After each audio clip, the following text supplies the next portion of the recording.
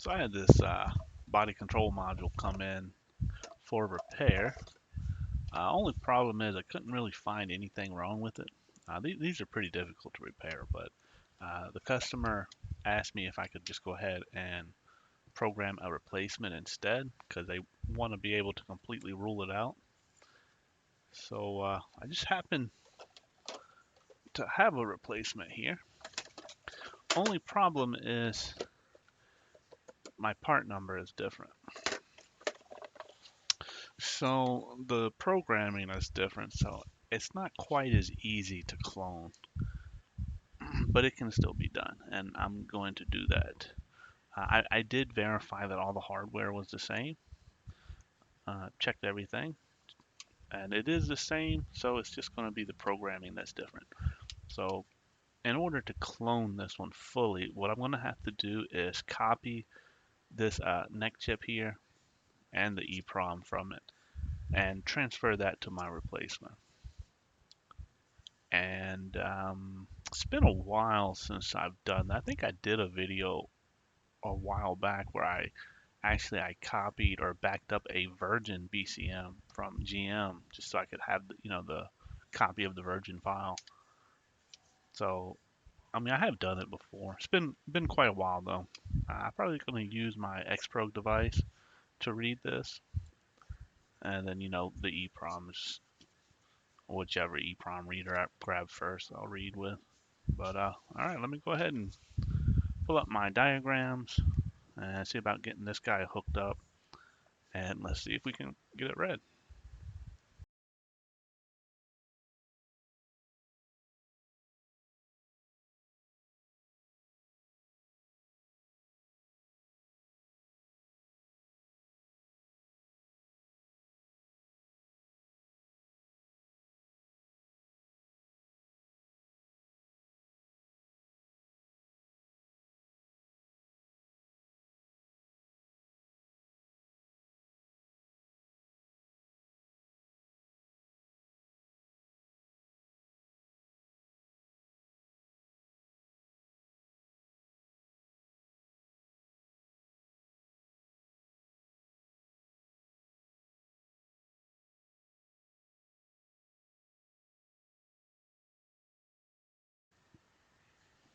So I got my connections made here, and gonna go ahead and try to get it read.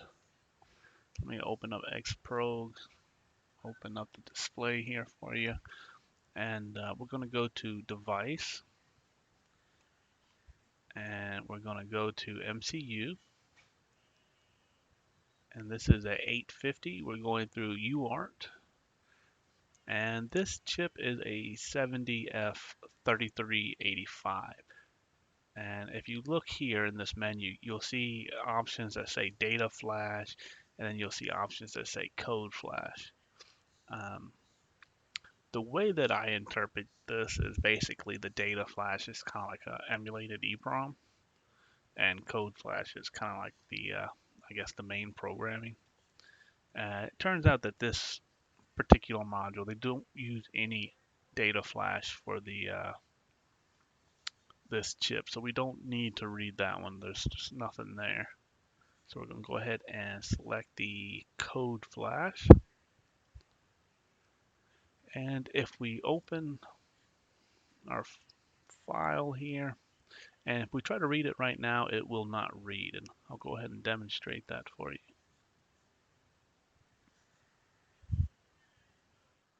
All right, there you see we have a communication error. And that's not because the wiring is wrong. We have that correct. We need to adjust this oscillator. And just off of memory, I'm pretty sure I do. I guess this is 8 megahertz. Let me see. Yeah, I think that's right. Okay, so let's try that. Really, you can just look at your oscillator on your board next to your chip there and just match whatever that says. Now let's see if this will go ahead and start reading. And it does. There we go. So this will take a while. So I'm going to pause this while it reads. And then once it's done, we'll take a look.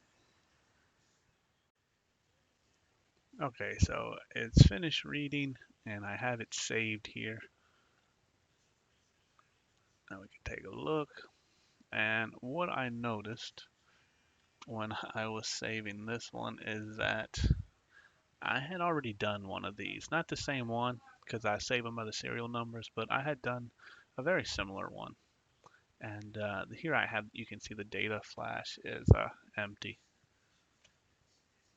but we have the code flash from, this is from another one, and I'm going to open the code flash that we just read, and I want to see if they're the same. And it looks like they are. So I'm going to go to first difference. Has a minor difference in there. So this one says 32FD, 7F. This one's 33FC80.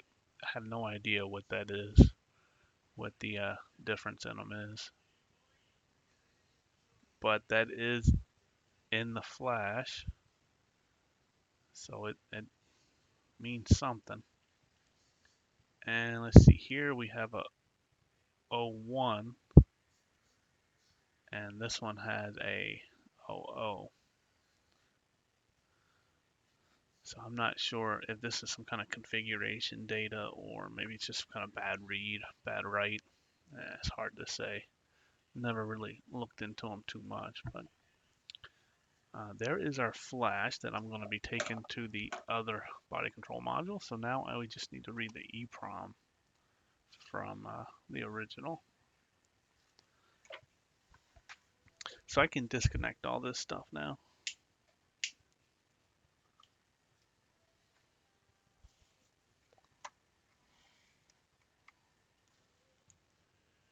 So I just want to check on this to make sure I don't bridge those little pins. Okay, we're going to disconnect this guy, and that little bridge between those is okay because they are bridged like that. Take that reset off. We have our RX and TX.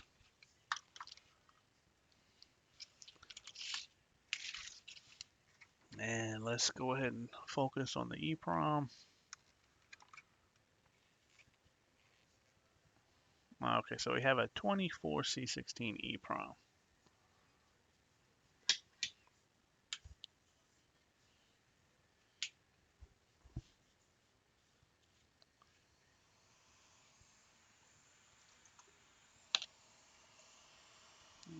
Those are too big.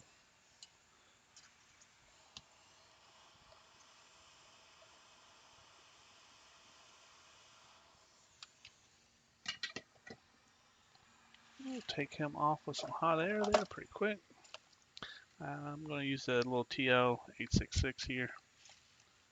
Put it in a little ZIF socket. Have the TL866 set up to read this. So yeah, we're going to go 24C16. Okay, let's go ahead and read.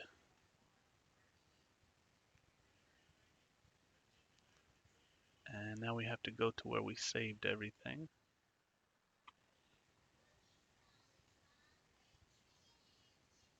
So now we have our original backed up. We have the programming and the EEPROM. So we can go ahead and put that EEPROM back on there, and we are done with that unit. We will need to focus our attention on the replacement.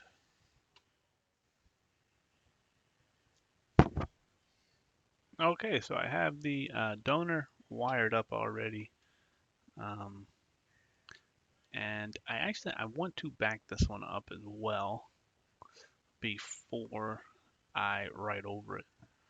And again, I was checking my files, and it turns out that actually I forgot to change the oscillator there.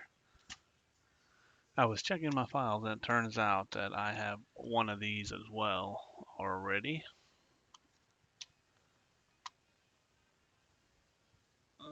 Let's see, it was here. So we have a code for it already. Looks like I got two different ones, so let's see.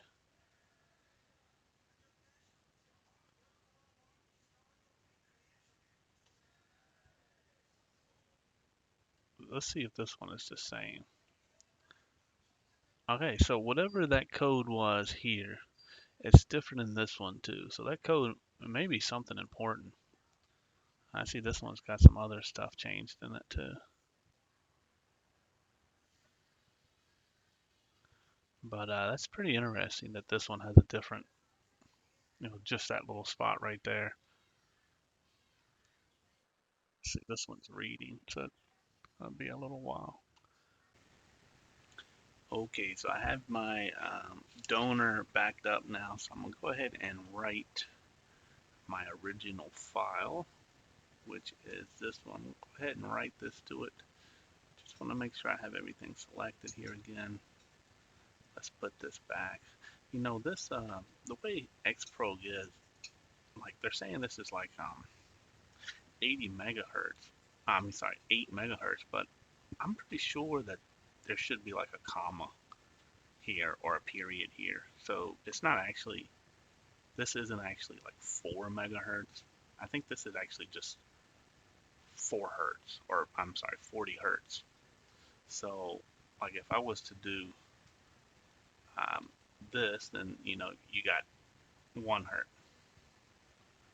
But we need 80 hertz. I'm pretty sure that's what the the oscillator on this is 80 hertz. So we should have an 8 and followed by 6 zeros is what it's supposed to be. Okay, yeah. So I think there's a invisible period here. Let's go ahead and write now. This is the file that we need to write that. I have not backed up the EEPROM yet, but I will do that right after I write this. I just don't want to be trying to pull that off with those all hooked up. So this will take a little while, and we'll go ahead and pause while we wait on that. So I've got my Flash programmed here. All that's left to do is to copy my EEPROM, which we are going to do right now.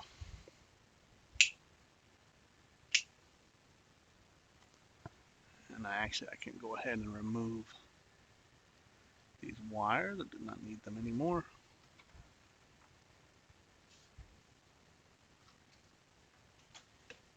And we see this one I've done directly to the processor there. So this is our power and our ground. Okay, those are bridged naturally, so I just kind of hit both of them just for extra support. If you try to do just one, you can end up actually ripping that off. Okay, that's our reset. And our RX and TX. There we go. That is all done. Let's go ahead and finish up with this EEPROM here.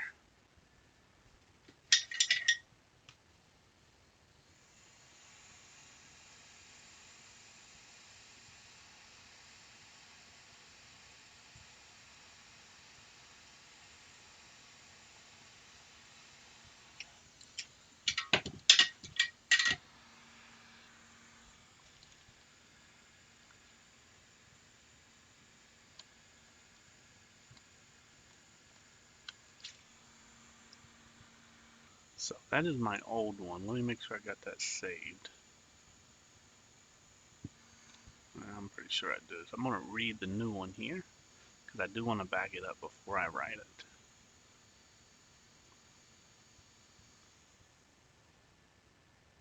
Let's see, this one is here.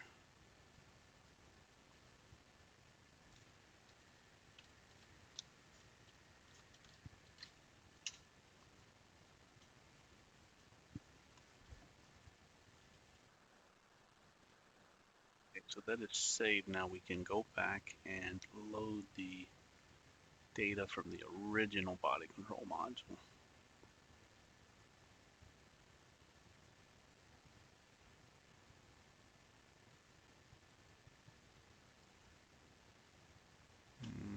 Okay.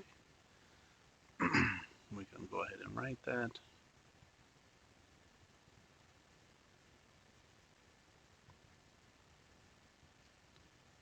Okay, so that is done.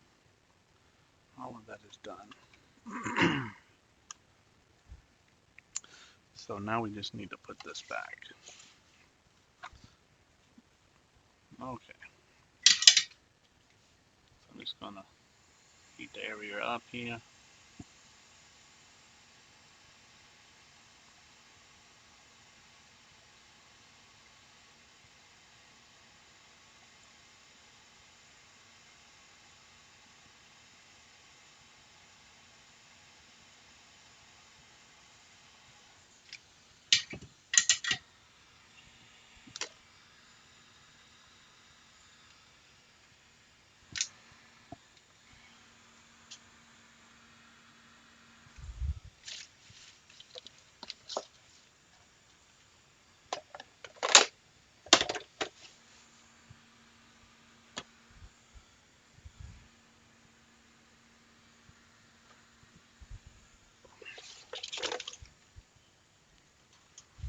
The last thing I want to do is change this because this is no longer a 77095. It is in fact a 13577 849.